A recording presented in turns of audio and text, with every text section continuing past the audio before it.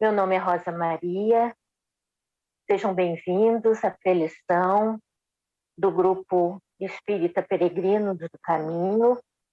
Nós hoje vamos fazer uma reflexão no livro Fonte Viva, dando continuidade àquelas que já vêm sendo feitas, e eu convido a todos para que nós possamos nos recolher em prece por alguns instantes, no sentido de harmonizar não apenas os nossos sentidos, para acolhermos a mensagem, mas também para podermos criar dentro dos ambientes em que nós estamos, julgando eu que cada um está dentro da sua própria residência, e que nós possamos ser visitadas pelas vibrações do bem, as vibrações do equilíbrio, as vibrações harmonizadoras do nosso ser.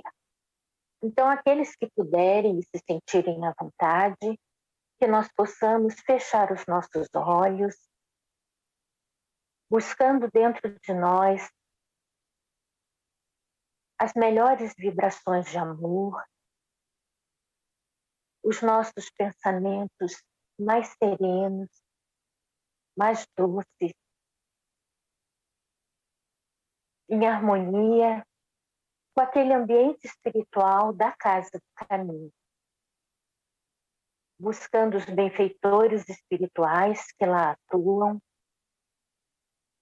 e todos nós, num único sentimento, buscamos a figura meiga de nosso Mestre Jesus, agradecendo a Ele a oportunidade deste instante, pedindo as bênçãos de luz para os nossos lares, os nossos familiares, o ambiente espiritual desta casa de oração e de caridade e peregrinos do caminho, e que todos nós que seremos favorecidos nestes momentos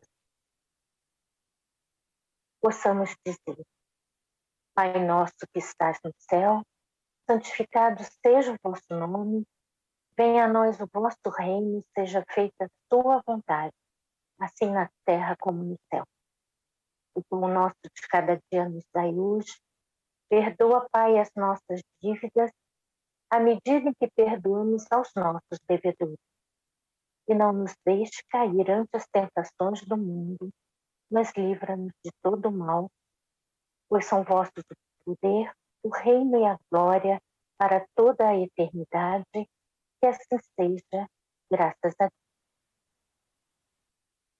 E abrindo então os nossos olhos, sentindo a doçura desse instante, vamos começar a nossa preleção evangélica.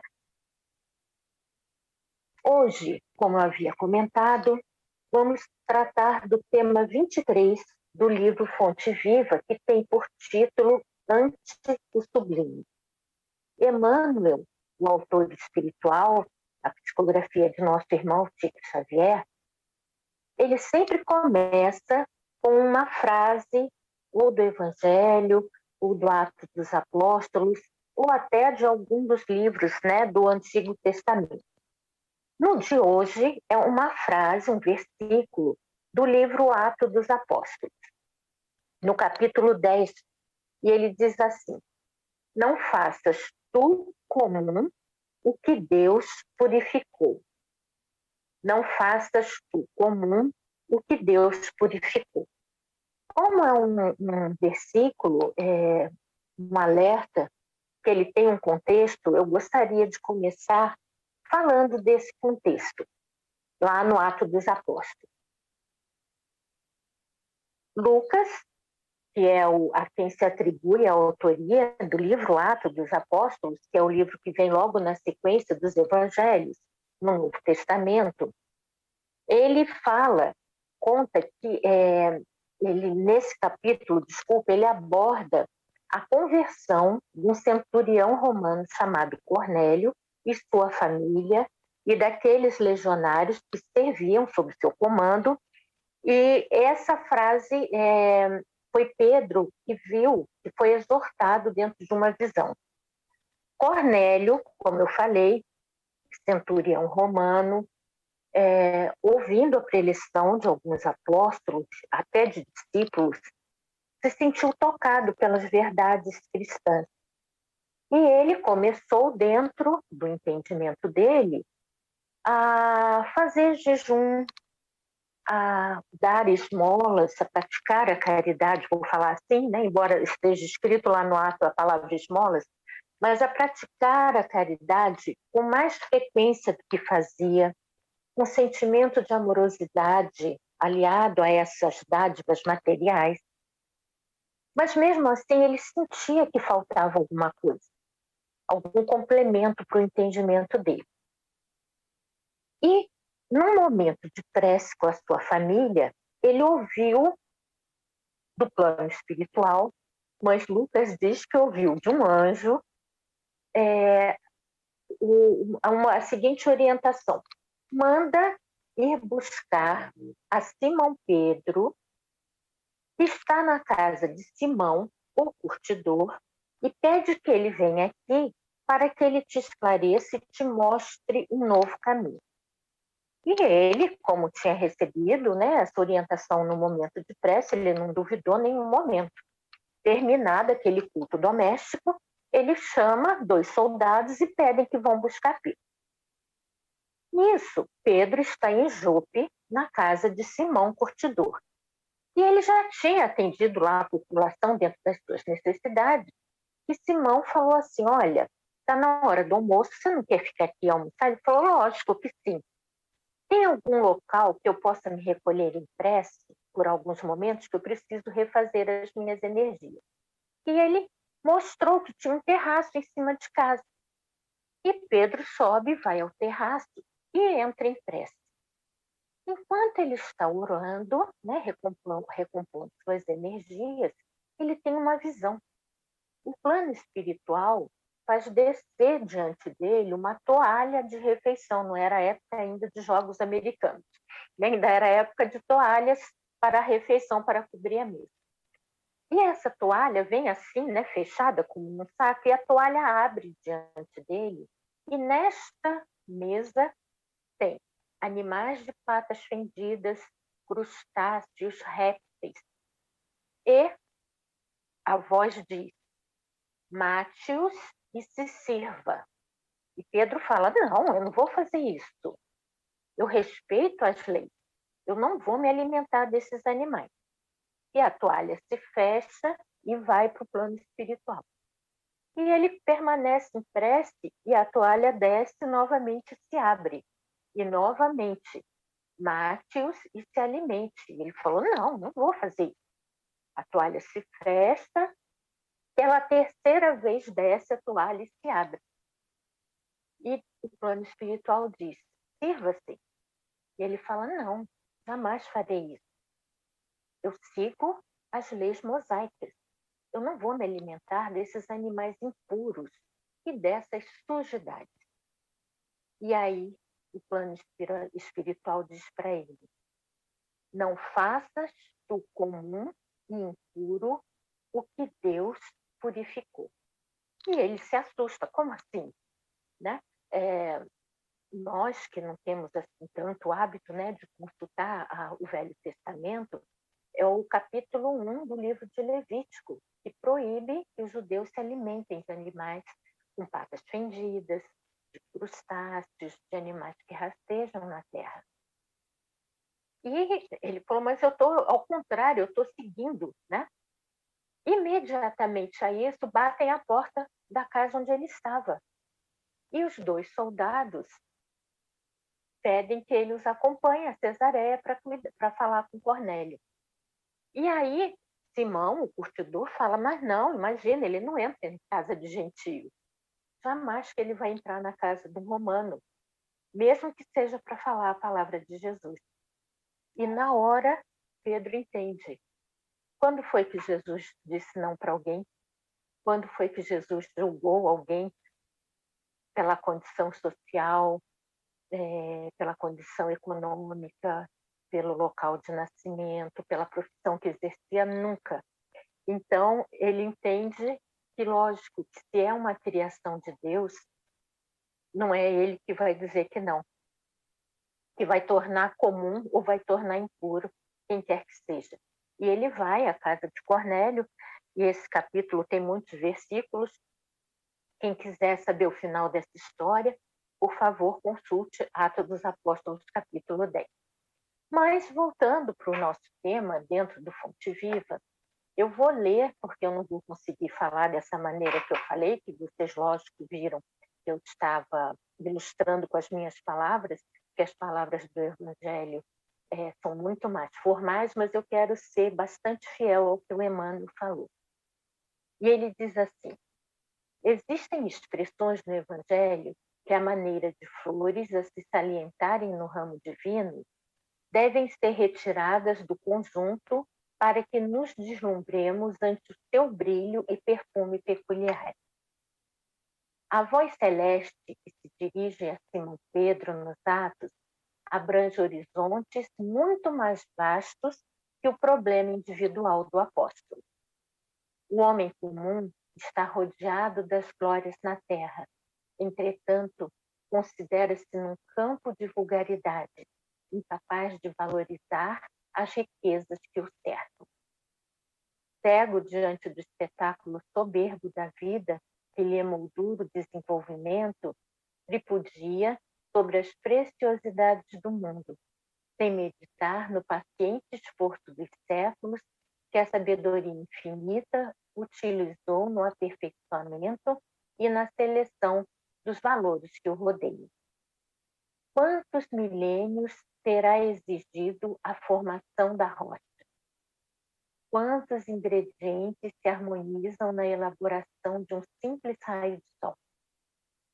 Quantos óbices foram vencidos para que a flor se materializasse? Quanto esforço custou a domesticação das árvores e dos animais? Quantos séculos terá empregado a paciência do céu na estruturação complexa da máquina orgânica em que o espírito encarnado se manifesta? A razão é luz gradativa diante do sublime.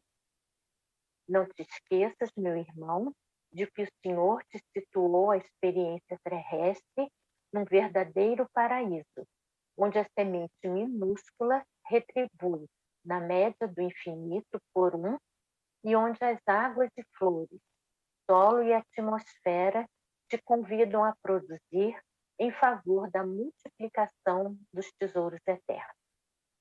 Cada dia louvo o Senhor que te agraciou com as oportunidades valiosas e com os dons divinos. Pensa, estuda, trabalha e serve. Não suponhas comum o que Deus purificou e engrandeceu. Emmanuel. Não é uma mensagem, não é uma página fácil, de fácil assimilação. E no início, né, Emmanuel fala que as expressões do Evangelho, né, a maneira das flores, elas nascem como ramos. E para elas serem bem apreciadas, a gente deve destacar o ramo e olhar flor por flor, folha por folha.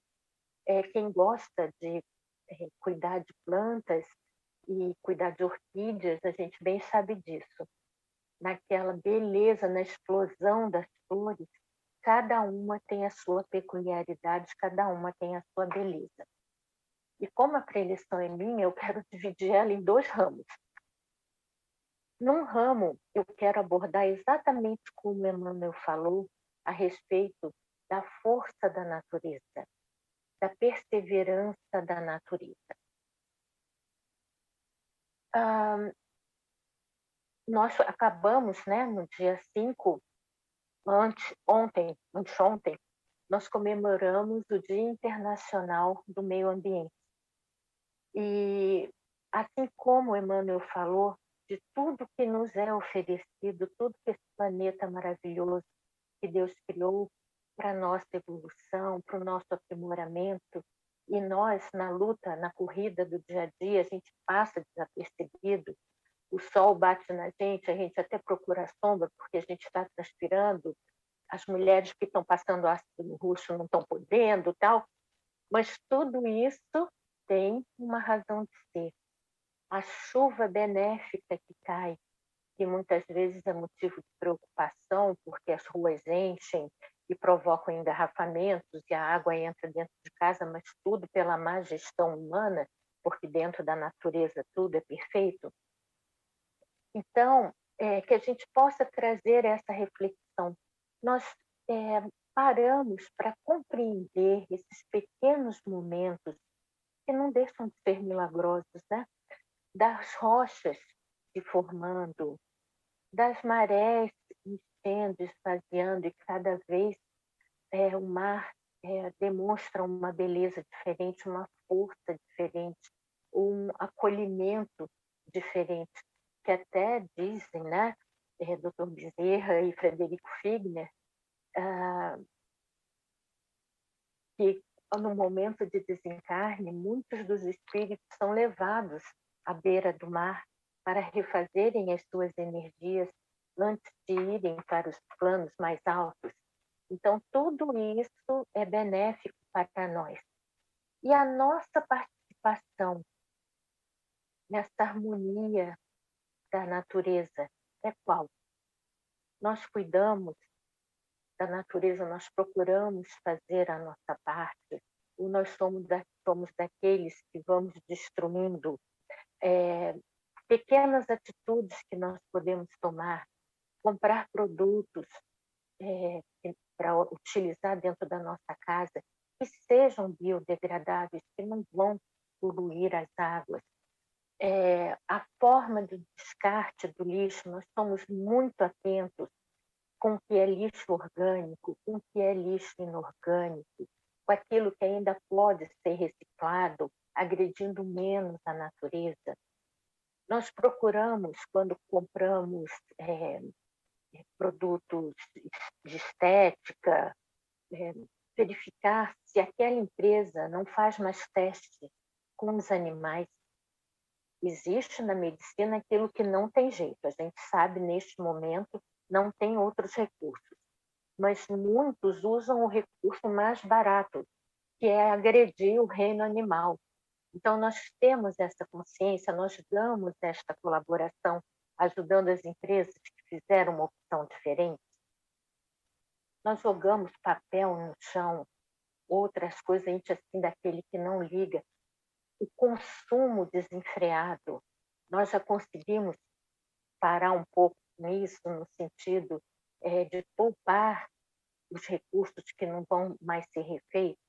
Tudo isso, né, é uma maneira de formiguinha, um trabalho de formiguinha, mas que nós podemos fazer para colaborar com a criação divina. É uma forma de dizer muito obrigada. Ao receber a visita dos raios solares, quer seja dentro de casa, quer seja no corpo, os raios solares trazem, né, para a nossa psique uma alegria.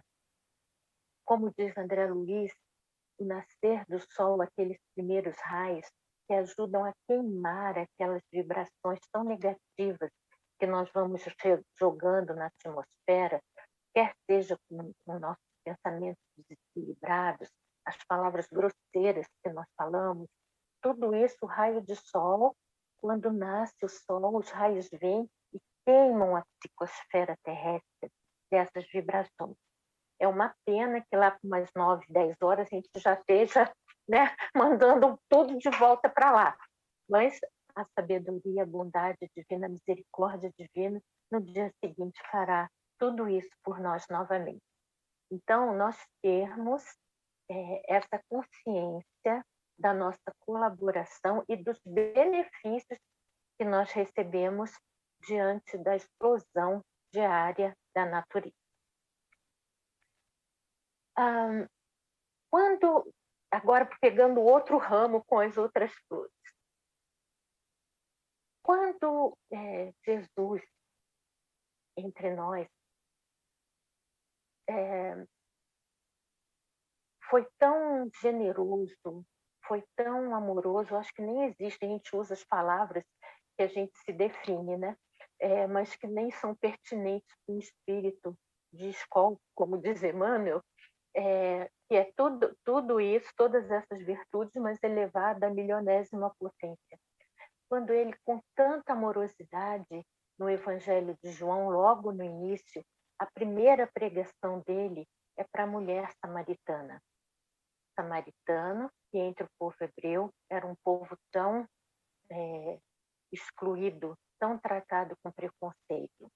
Uma mulher que já tinha se casado mais de uma vez, que dentro do povo hebreu também já era motivo de ser desconsiderada.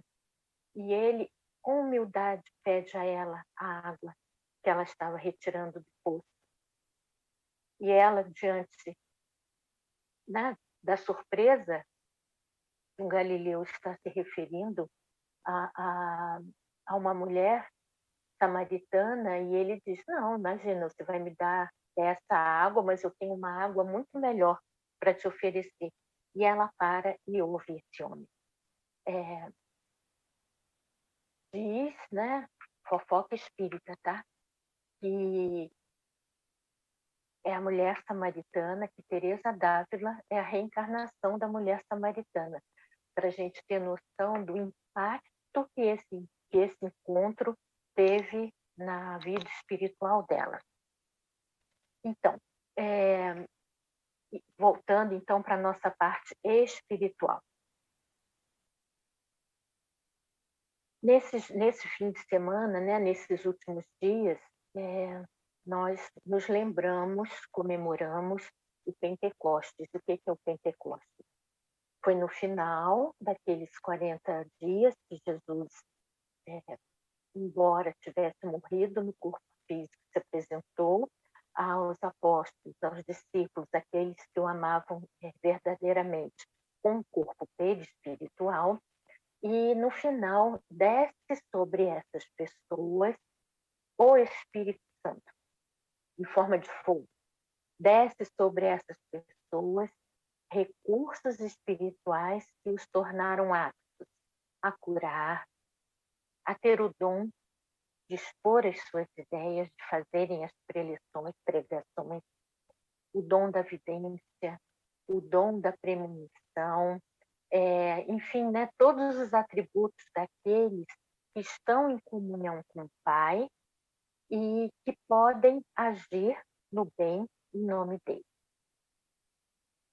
E eu quero trazer aquele fenômeno que eu acho que deve ter sido muito fantástico para quem viu, que é o fenômeno da xenoglosia, que foi quando acabou, né, esse fenômeno, e eles tiveram vontade de falar em agradecimento de terem recebido os dons sobre Jesus, sobre aquilo que eles compreendiam.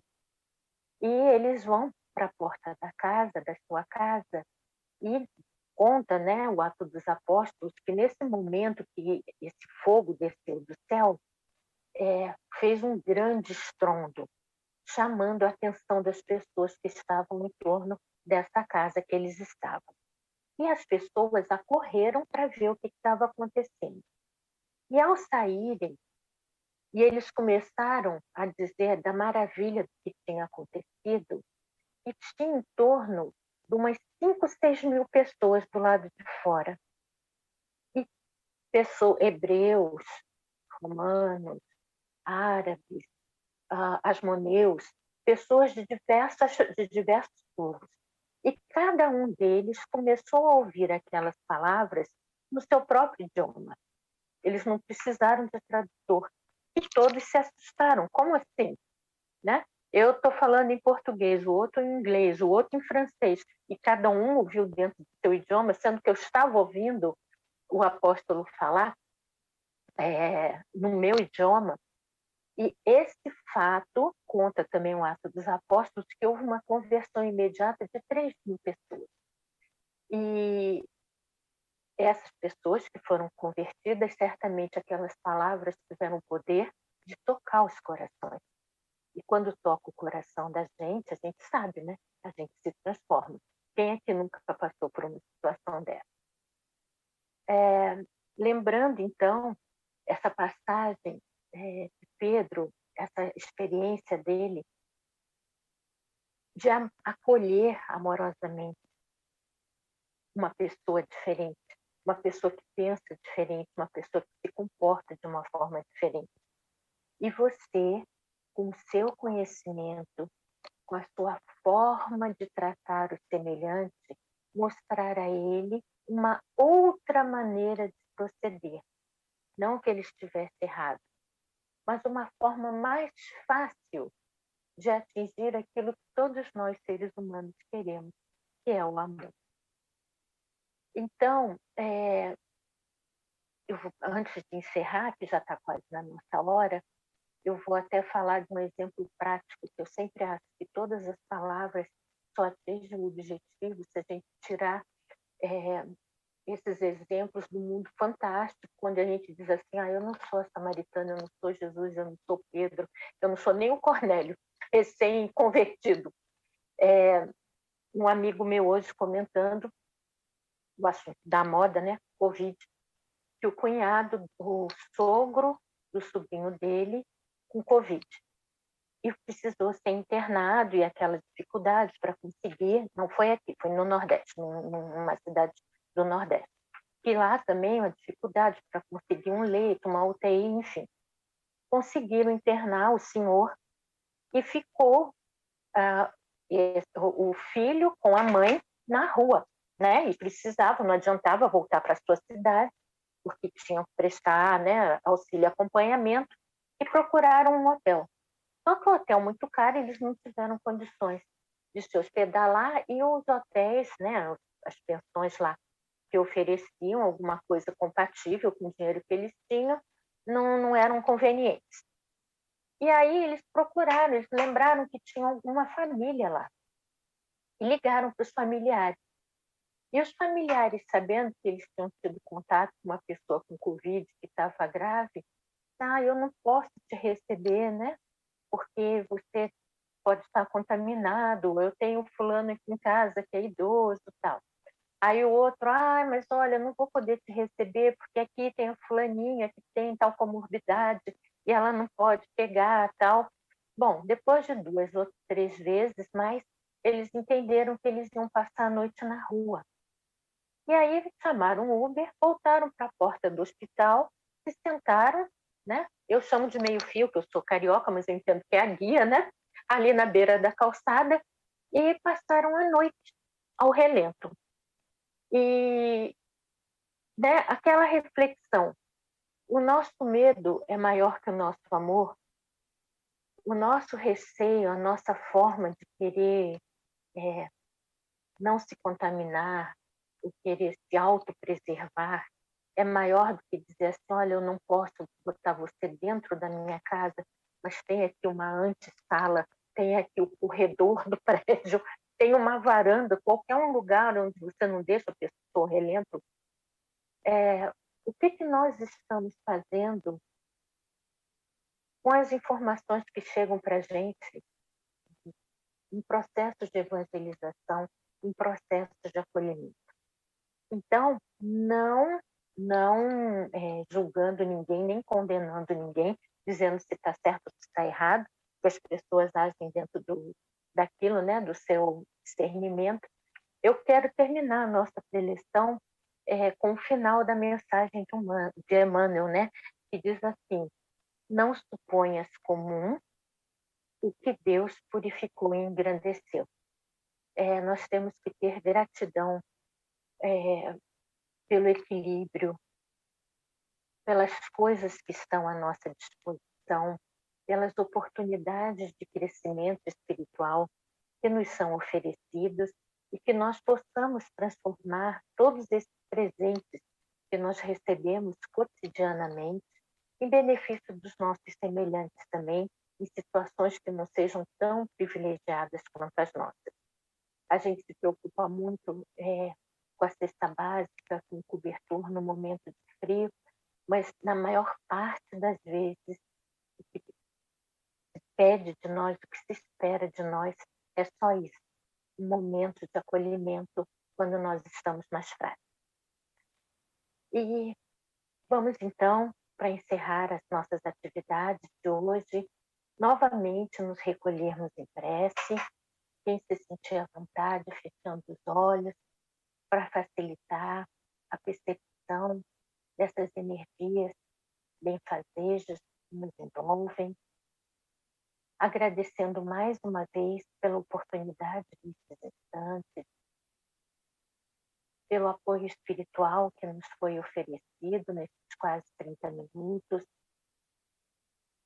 e nesse tanto que nós recebemos, que nós possamos repartir essas energias com a humanidade sofredora, vibrando por todos os povos,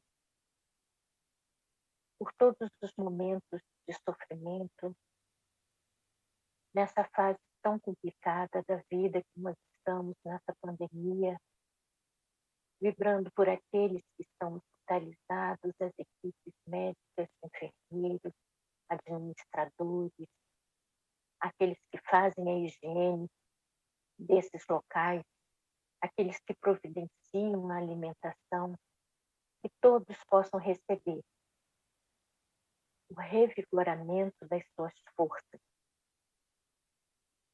o fortalecimento da fé de não estarem sozinhos. Que ninguém pense que isso nunca vai terminar, porque é lógico que vai terminar. Lição aprendida é lição concluída. Que nós possamos vibrar por aqueles que nos retornam para o plano espiritual, para as equipes espirituais que trabalham intensamente na recepção desses irmãos, no encaminhamento de cada um deles para os ambientes onde fizerem necessário.